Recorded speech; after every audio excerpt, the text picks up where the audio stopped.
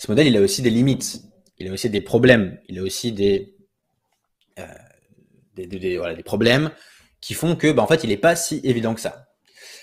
Limite numéro 1, c'est que, en fait,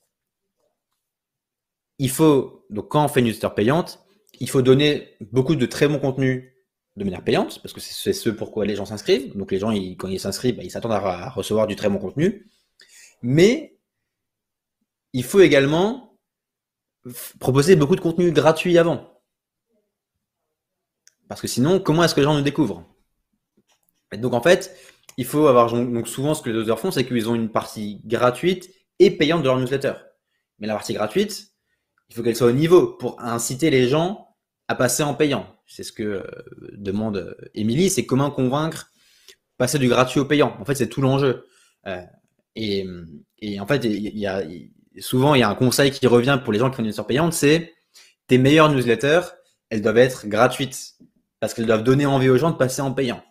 Et pour moi, cet argument, il pose problème parce que du coup, dans l'équation ne marche pas. Si ton meilleur contenu il est gratuit, les gens qui vont s'inscrire en payant, ils seront forcément déçus après. Donc pour moi, c'est une grosse limite de ce système, c'est qu'il faut faire double contenu de très bonne qualité. Ensuite, il faut également, et là c'est pas évident, il faut également être sur une thématique, être sur un sujet avec un nombre de sujets qui est potentiellement infini. Si vous envoyez une newsletter toutes les semaines, ou allez une fois toutes les 2 semaines, vous devez être capable quand même de créer du contenu, trouver de nouvelles idées et constamment maintenir l'engagement, l'attention du lecteur.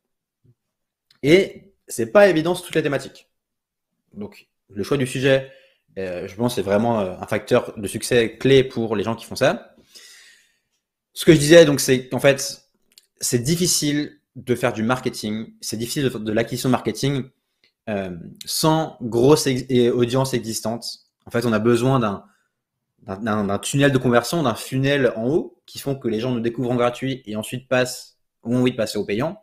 Mais c'est pas évident parce que, encore une fois, si on fait du contenu, faut créer beaucoup de contenu gratuit. De la pub, c'est compliqué. On peut communiquer, mais bon, c'est pas évident. Et je vous partage un extrait vidéo. Alors, je vais essayer de pas me cafouiller. Tac, tac, tac. Hop. Ok. Vous allez me dire si vous entendez l'extrait vidéo. Mais donc, c'est une petite vidéo faite par un extrait d'1 minute de Steph Smith qui parle justement de ce problème qui est, en fait, il faut absolument un funnel en haut pour amener les gens vers du payant. Je vous le passe. Vous me dites dans le chat si vous voyez, si vous entendez bien. Je vous le passe. Hop. Hop. Je pense qu'il y aura un petit problème de son. Alors, je vais vous le mettre, c'est plus simple, je vais le mettre dans le chat. Ça dure 1 minute, c'est à partir de 45-35. Vous allez pouvoir l'écouter plus tard. Mais en fait, elle explique qu'en fait, elle travaille pour The Hustle, qui est une newsletter américaine qui est payante.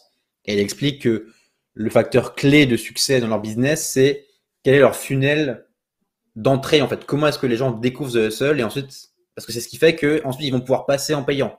Les gens, ils n'arrivent pas sur The Hustle et ils payent tout de suite. D'abord, il faut de l'éducation, il faut faire du marketing, et ça, c'est tout l'enjeu clé.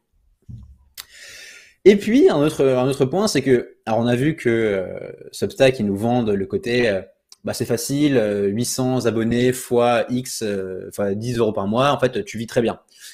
Et en fait, c'est pas si évident que ça. Parce que, si on prend un exemple tout simple, si on a 1000 abonnés en gratuit, déjà, toutes les personnes qui sont abonnées vont pas forcément ouvrir tous les emails. Donc déjà, si on veut les faire passer du gratuit au payant, on a déjà une grosse déperdition. Donc si on a la moitié qui ouvre, c'est déjà très bien. Sur la moitié qui ouvre, tous ne vont pas lire ce qu'on fait. Et ensuite, si on propose de s'inscrire, il y en aura seulement une petite portion qui va s'inscrire. Donc si on a un taux de conversion de 5% par exemple, sur 1000 abonnés gratuits, ça fait 50 personnes qui s'abonnent en payant. Et si on a 7 € par mois en newsletter, ça fait 7 fois 50, c'est 350. Donc 350 € par mois pour une newsletter payante sur laquelle il faut mettre beaucoup d'efforts pour maintenir les gens abonnés, maintenir les gens inscrits. Donc l'équation n'est vraiment pas évidente.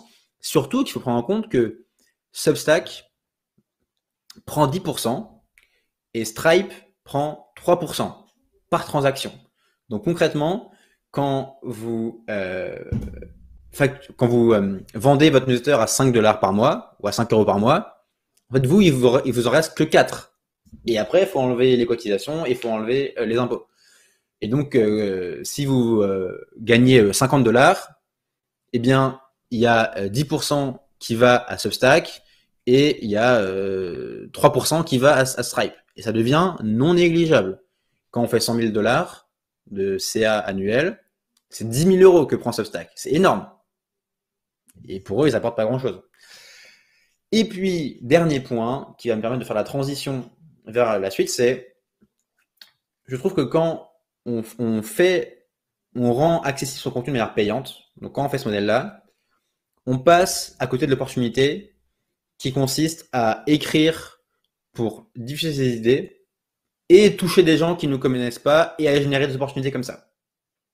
Je trouve que la force de l'écriture en ligne, c'est justement que les idées peuvent se partager, c'est que votre article peut facilement être partagé, il peut être lu par plein de personnes, il peut être référencé, il peut vivre sur les réseaux, il peut être partagé en bouche à oreille facilement, et donc ça génère des opportunités. Si votre contenu est payant, tout ça, ça n'existe pas, ou très peu. Et donc vous vous fermez de tout ça, ce qui rajoute une complexité en plus. Donc, voici pour les problèmes de ce modèle. Donc vous voyez qu'il y a des avantages, mais il y a aussi beaucoup d'inconvénients.